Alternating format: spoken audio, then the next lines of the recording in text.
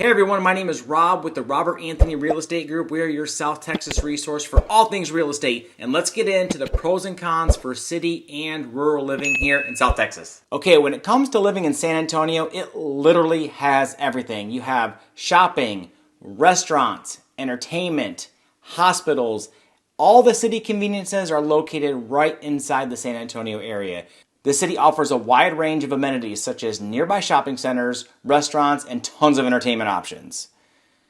You don't have to travel far to indulge in your nearby cuisines, including all that wonderful Tex-Mex food, or catch the latest blockbuster movie at one of the many movie theaters that we have here. Additionally, you have top-of-the-line hospitals and world-renowned medical facilities. Now, there are some cons to living in San Antonio. Number one, the traffic. At certain points of the day, it can be pretty much unbearable on some of the major thoroughfares. Another downside is while San Antonio does have a very reasonable cost of living, your lot size is pretty small. So if you're looking for that uber private feel, it's going to be tough to find that within the city limits of San Antonio.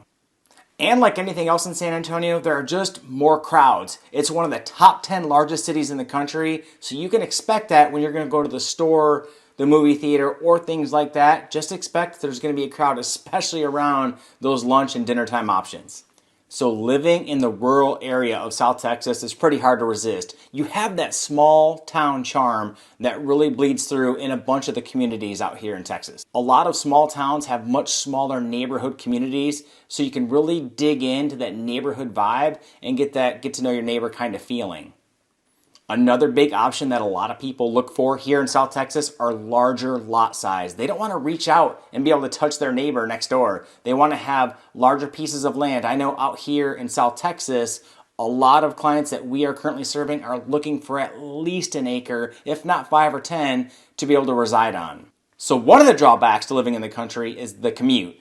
Let's face it, it's pretty much a half hour whenever we leave our house in Lavernia to get to anywhere we want to in San Antonio. However, the catch to that is you're actually able to drive it. It's pretty much 65, 70, 75 the whole entire way. So instead of stop and go bumper to bumper traffic that you experience in San Antonio, you're able to drive it here. So throw on your latest podcast and hit the road.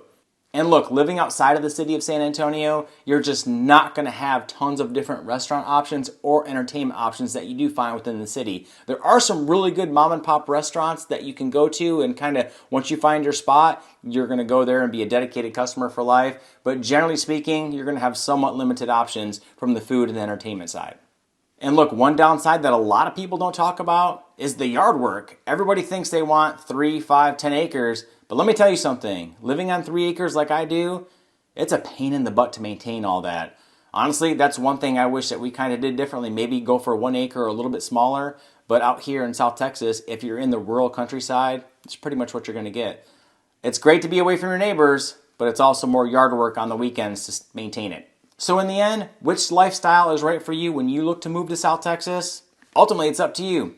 For us and my family, we chose the countryside. We wanted a smaller school district for our kids.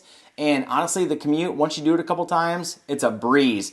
I much more prefer to be able to drive and listen to my favorite podcast or the radio than to be stuck in bumper-to-bumper traffic stop and go.